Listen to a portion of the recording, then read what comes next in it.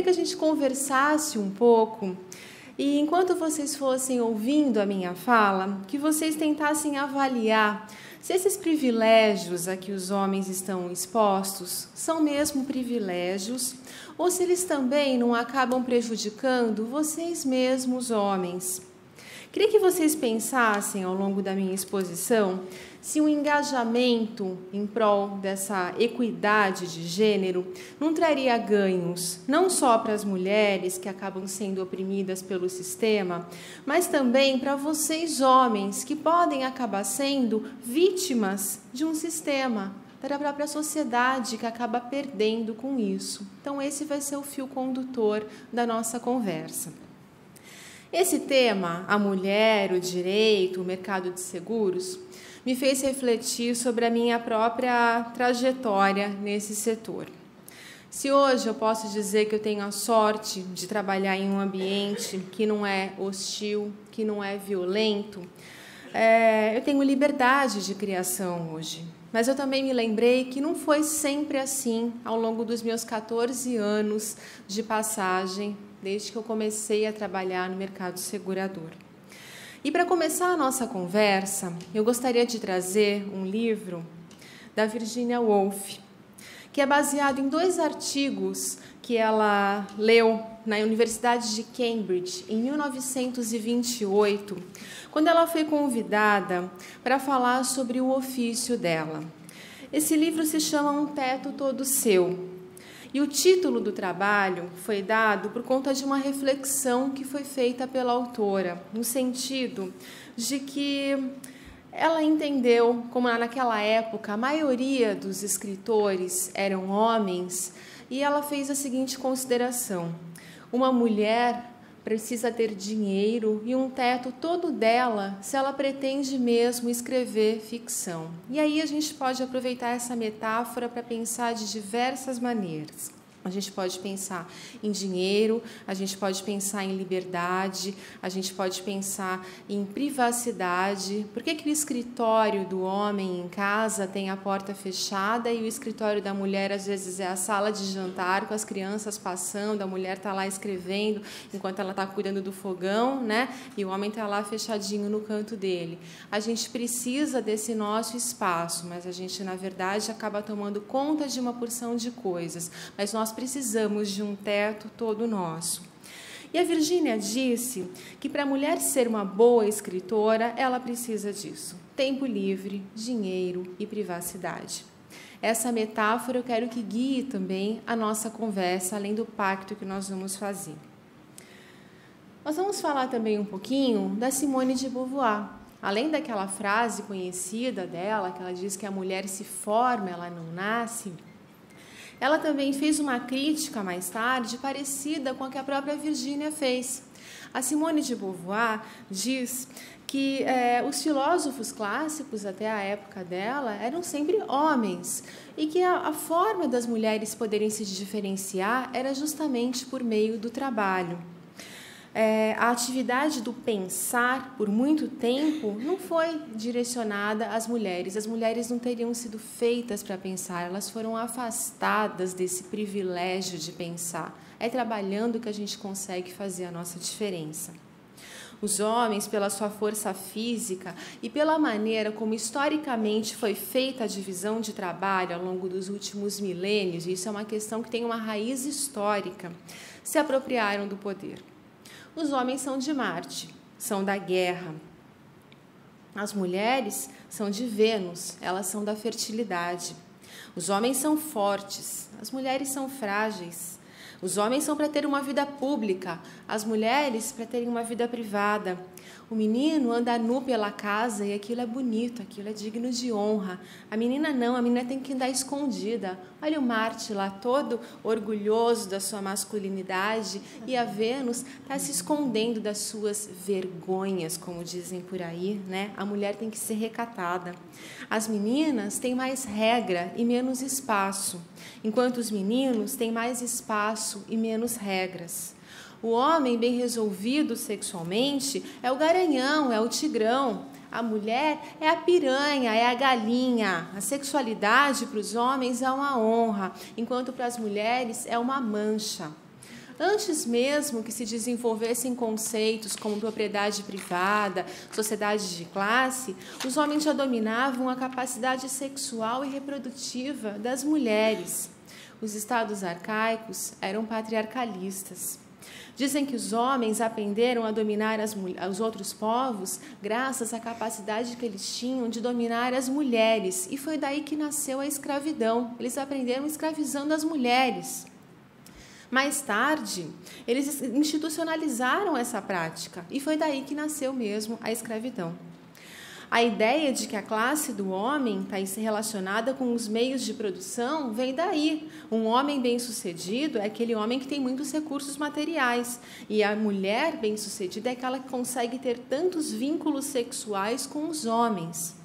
Quando a sociedade, ainda hoje, fecha portas para as mulheres nas atividades intelectuais, ela está repetindo essa ideia de que o poder da mulher é um poder sexual. Infelizmente, a gente tem que reconhecer, tem mulheres que continuam repetindo isso e que continuam mesmo se aproveitando do seu poder sexual para poder abrir portas apenas pela questão sexual. E a gente tem que inverter isso, porque nós temos um poder intelectual que tem que ser explorado. Nós não queremos ser vistas como um objeto sexual, e sim como um ser que trabalha, como um ser intelectual, como um ser que raciocina. Mas tem gente que se aproveita disso. Então, por isso que nós temos que reverter essa questão desse privilégio dos homens. Mas eu sei que aqui nessa plateia nós temos um público muito selecionado e que as mulheres são inteligentes e não se enquadram nessa categoria.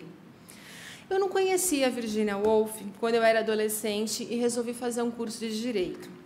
Naquela altura, eu confesso que eu fiquei bastante dividida entre fazer um curso de Direito e um curso de Jornalismo, que na verdade era a minha vontade mesmo. Mas eu percebi que aquela carreira da Fátima Bernardes era para bem poucos e que no mundo do direito eu teria muito mais oportunidades, até porque eu vinha de uma família bastante humilde e eu precisava de um teto todo meu. Naquela altura, a minha avó materna me incentivou. Ela disse que eu precisava mesmo estudar para o vestibular, porque eu precisava ter uma profissão e eu precisava ajudar o meu futuro marido em casa. Aquilo me revoltou, você imagina, adolescente já é rebelde por si só, mas além disso, adolescente é feminista, reacionário, revolucionário. Como é que a minha avó podia dizer que eu ia ajudar o meu marido em casa? Eu aqui ia sustentar a minha casa. Como é que eu ia me contentar de ser uma coadjuvante ajudando o meu marido? Isso se um dia eu fosse ter um marido. Casamento não é prêmio para as mulheres. A minha avó achava que eu devia aprender a cozinhar. Como é que eu ia arranjar um marido se eu não soubesse nem fazer arroz? Mas o curioso é que a minha avó dizia tudo aquilo, mas ela própria teve que assumir o teto dela, porque ela ficou viúva aos 33 anos de idade, por um infortúnio lá do destino, com 2 filhos. E ela acabou repetindo na minha mãe e no meu tio o padrão de educação que ela aprendeu. Ou seja, ela criou a minha mãe num modelo feminino e o meu tio em um modelo masculino. Minha mãe, quando ela terminou o 2º grau, que hoje a gente chama de ensino médio, ela não teve oportunidade de continuar estudando. Minha mãe teve que aprender a cozinhar e aprender a costurar, porque eram as habilidades que a mulher devia ter para poder casar. Enquanto o meu tio foi fazer um curso universitário. Mas eu entendo a minha avó. A minha avó nasceu no Brasil 2 anos depois da publicação daquele livro da Virginia Woolf. Ela era filha de 2 imigrantes fugidos da guerra, que vieram para o Brasil não como donatários de capitanias hereditárias, eles vieram como camponeses para trabalharem na lavoura. E eu fui a primeira mulher da minha família que teve a oportunidade de cursar uma universidade. Quando eu resolvi prestar vestibular para Direito, aquilo foi um choque para minha avó, porque as mulheres com que ela tinha contato não tinham essa profissão. A minha avó até chegou a trabalhar em um escritório de advocacia, mas ela trabalhou servindo café. E lá naquele escritório não tinha mulheres, porque as mulheres da época não eram advogadas. Para vocês terem uma ideia, nos Estados Unidos, a inscrição da mulher na Ordem dos Advogados local, que é a Bar Association, só foi permitida a partir da década de 70. Quando eu não passei no vestibular da USP pela primeira vez, a minha avó sugeriu que eu desistisse, que eu fosse fazer um curso de atendente de telemarketing, porque para ela, afinal, era um upgrade entre o servir o café e ser atendente de telemarketing, eu já estava subindo na vida. E sem qualquer demérito à profissão, ainda bem, eu acabei insistindo no meu sonho. Eu consegui passar no vestibular, onde um século antes tinha se formado a Maria Augusta Saraiva. O ensino jurídico aqui no Brasil só teve a sua primeira representante no final do século XIX, com a Mirtes Gomes de Campos, que concluiu o seu bacharelado em 1898, mas só foi em 1906 que ela conseguiu finalmente começar a advogar, porque ela teve uma série de preconceitos. Quando uma das nossas pioneiras na área do direito, a Maria Augusta Meira de Vasconcelos, não conseguiu exercer a sua profissão em 1889, ela mandou uma carta para o Marechal Deodoro.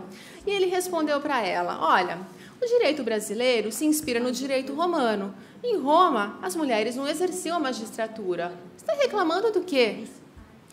A primeira juíza do Brasil foi, por coincidência, nós estamos aqui em Florianópolis, uma catarinense, a Teresa Grisolha Tang, que foi empossada somente em 1954.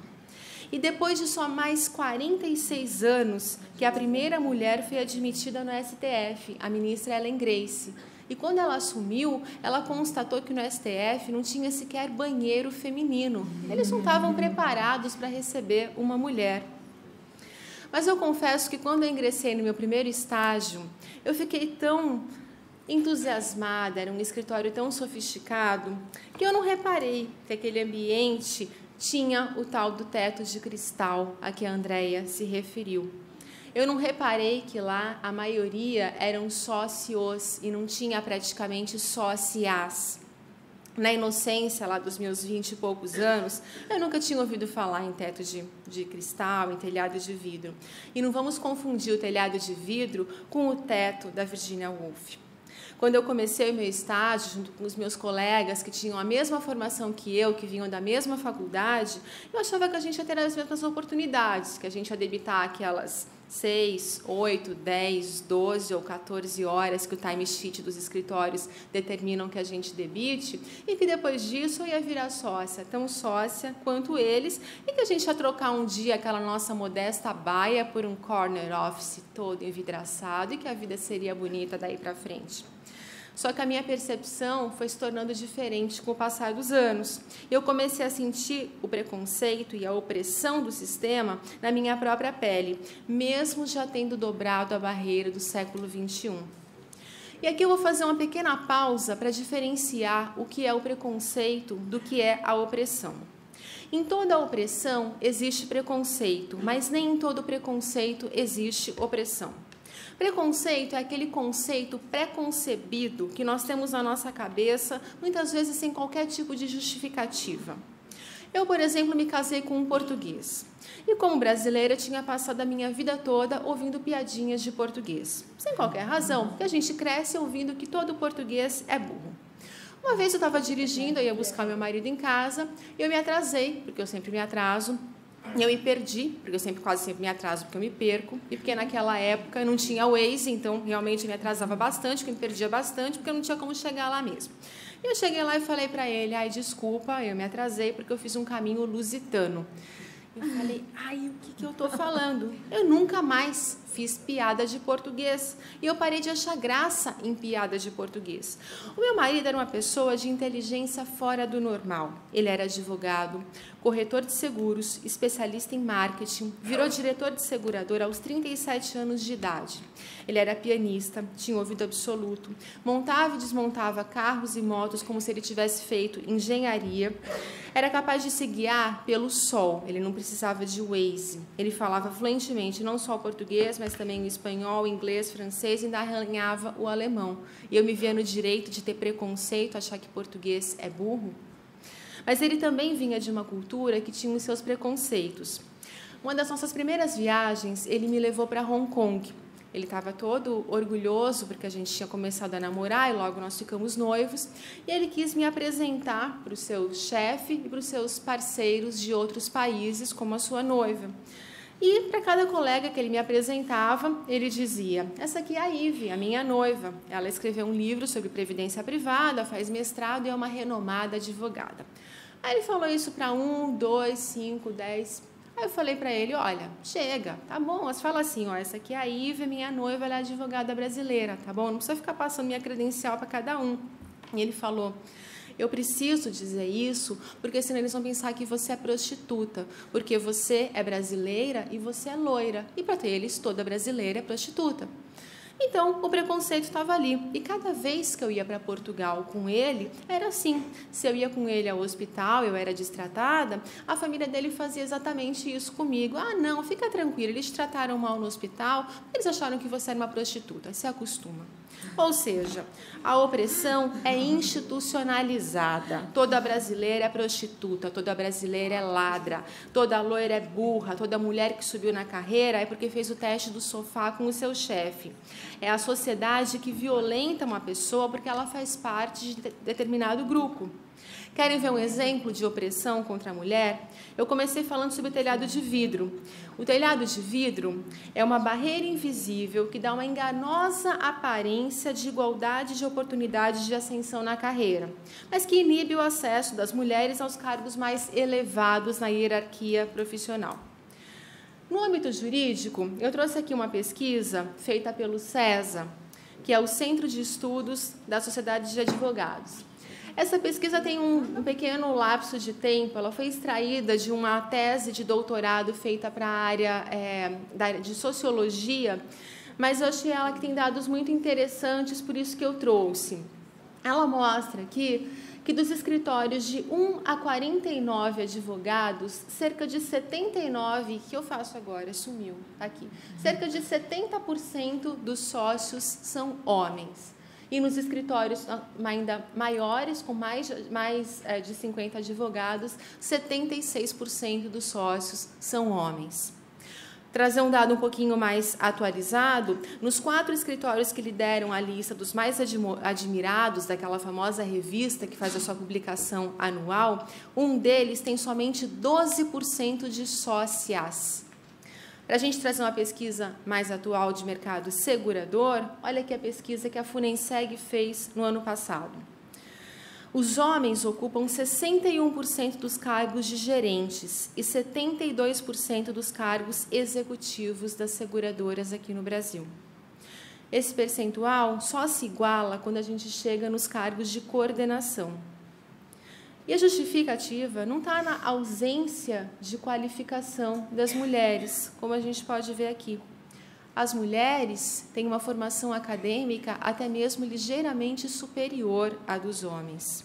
Ou seja, a nossa sociedade continua marcada pelo patriarcalismo, pela misoginia, apesar das mulheres terem habilidades que poderiam ser aproveitadas, como inteligência emocional, sensibilidade, ponderação, intuição, detalhismo, empatia. Tem alguma grávida aqui? Quando uma mulher fica grávida, a primeira pergunta que a gente faz, aliás, a primeira classificação que nós recebemos no mundo é o famoso: é menino ou menina? Olha o destino que a gente tem.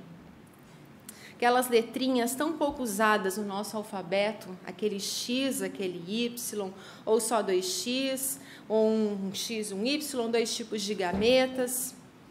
Vejam só essa figura aqui. Imagina a mãe que acabou de dar à luz a 2 pequenas criaturas como essas. Sem que a gente conheça o signo das crianças, o ascendente, a lua, o posicionamento dos planetas no momento do nascimento, a numerologia, qualquer outro tipo de influência do cosmos. Algumas coisas a gente já pode prever sobre essas crianças. É provável que a Diana vai viver até os 79 anos e o Clark até os quase 72. A Diana provavelmente vai ficar viúva.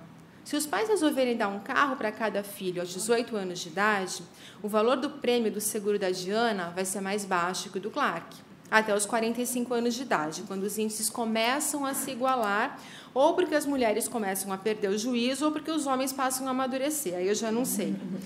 Se os dois, recém-formados, ingressarem a trabalhar em uma seguradora, a chance do Clark se tornar um executivo é quase 3,5 vezes maior do que a da Diana, ou 2 vezes maior dele se tornar um gerente, mesmo que os dois tenham a mesma formação acadêmica, ou ainda que a Diana tenha estudado mais que o Clark.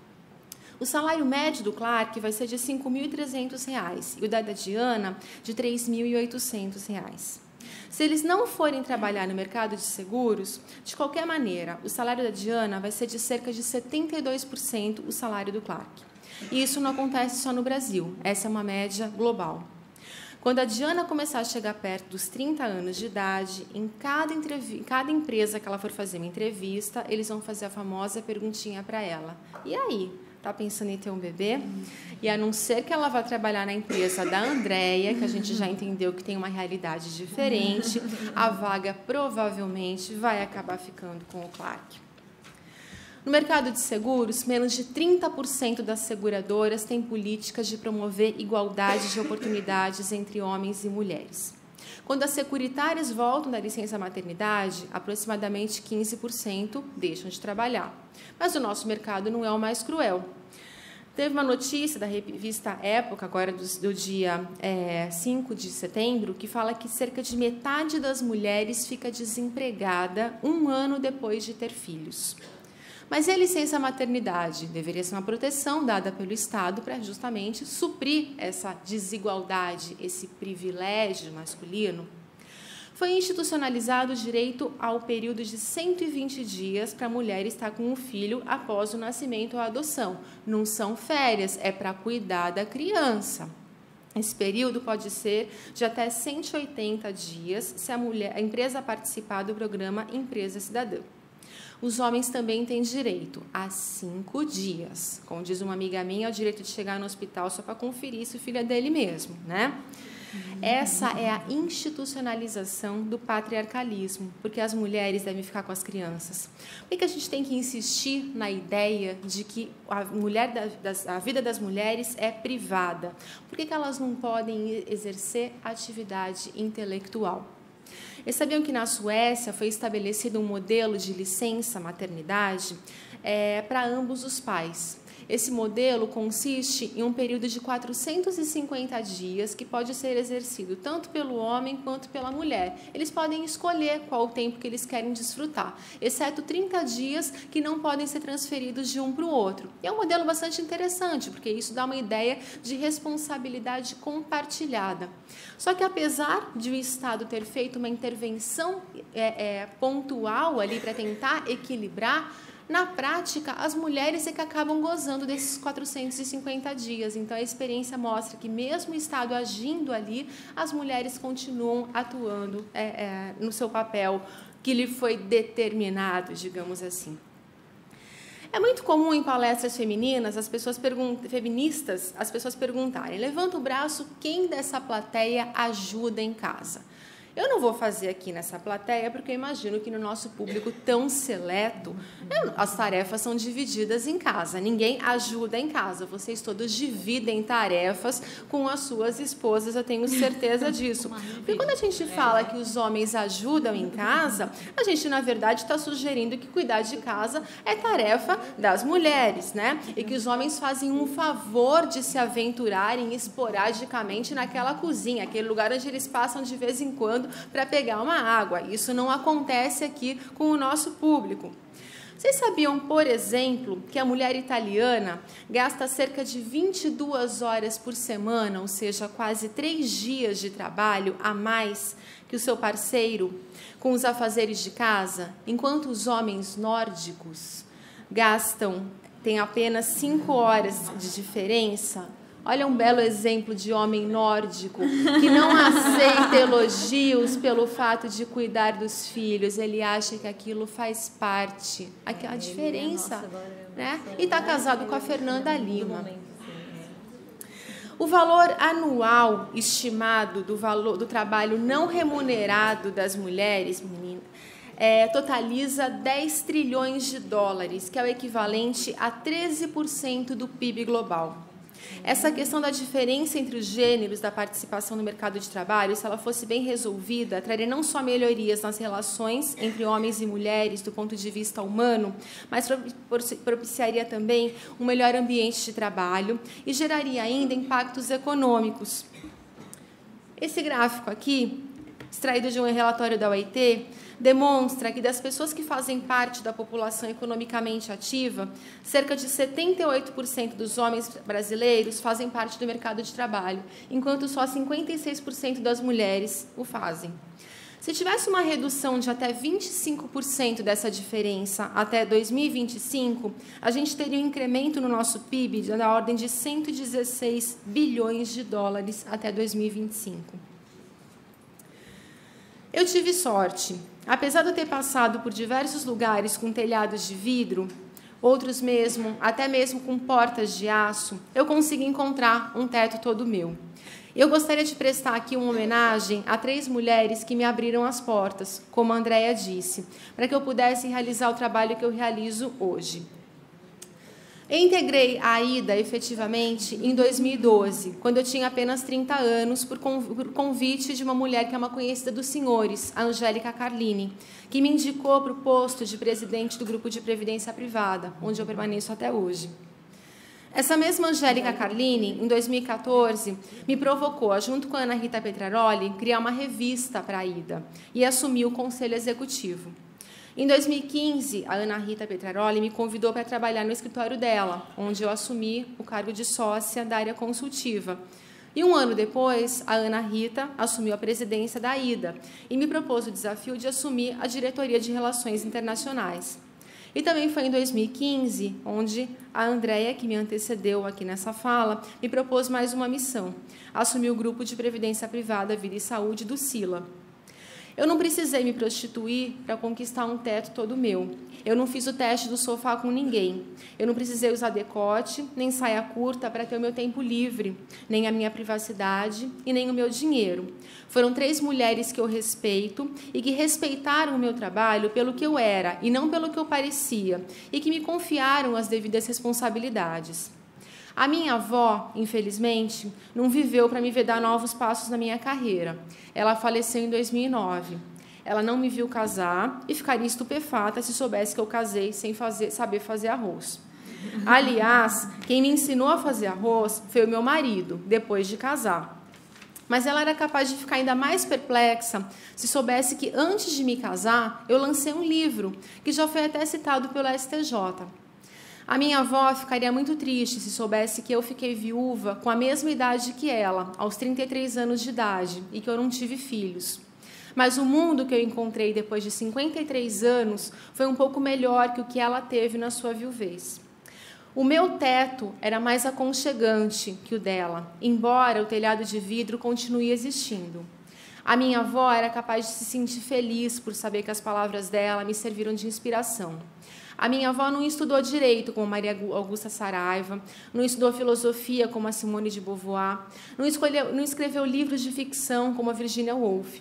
Mas na simplicidade das suas palavras, servindo café em um escritório de advocacia, ela entendeu exatamente o que era o telhado de vidro e que eu precisava de um teto todo meu para ser feliz. Uma sociedade democrática deve ser fundada no princípio da igualdade, da liberdade e do respeito. Mas isso não brota espontaneamente, isso se constrói. E é por isso que eu quero fazer aquele pacto que a gente falou no começo da nossa conversa com vocês. Senhores, não seria mais interessante se, ao invés de a gente fazer feiras de seguros com moças de shortinhos se exibindo nos estandes, a gente colocasse mulheres mais novas ou mais velhas que soubessem falar, explicar os contratos de seguros e de previdência privada? Vocês imaginam que ainda nos dias de hoje tem gente que contrata nos seus escritórios estagiárias gostosas para despacharem com juízes? Acreditam que tem gente que contrata a secretária com base no tamanho da saia? Não, isso não pode acontecer no dia de hoje. Tem homens que se vangloriam de comer todas essas colegas do escritório. Mas, meninas, a capacidade orgástica múltipla é nossa, não é deles. Como assim? No nosso pacto, a gente não vai fazer para as nossas colegas aquilo que nós não gostaríamos que fizessem para as nossas irmãs, nem para as nossas mães, nem para as nossas filhas. Vamos implementar um programa de igualdade na nossa empresa, no nosso escritório e na nossa vida. Mas não só da boca para fora, combinado? E vamos celebrar agora na hora do almoço? E quem que vai pagar a conta desse almoço? Bom, aí vai depender, a gente vai ratear a conta de acordo com os nossos salários, né? Porque se a gente conseguir atingir um nível de igualdade, por que o homem vai ter que pagar a conta? Aí não vai fazer sentido, aí também a mulher não vai poder se aproveitar. Enquanto o homem tiver o seu privilégio, a gente pode até fazer um rateio proporcional. Agora, quando a gente estiver em pé de igualdade, não vai fazer sentido o homem ter de pagar a conta, porque ele ganha mais do que a mulher. Enquanto nós ficarmos presos aos preconceitos, julgando, maltratando, fechando portas e telhados, todos nós estaremos perdendo, mulheres, homens e a sociedade. Perdendo nosso tempo, perdendo novas amigas, profissionais, oportunidades, conhecimento e, inclusive, dinheiro. Aquilo que a gente vê nem sempre é o que parece. Atrás do que parece Vênus, pode ser que esteja escondido Marte. Como diz o livro Mercador de Veneza, que inclusive o ministro mencionou ontem, que quem dá a volta, quem consegue trazer a solução são duas mulheres, o aspecto pode ser contrário à essência. O mundo muito ganha na aparência. E dentro de uma aparente fragilidade pode estar escondida uma mulher poderosa. Não subestimem. Muito obrigada.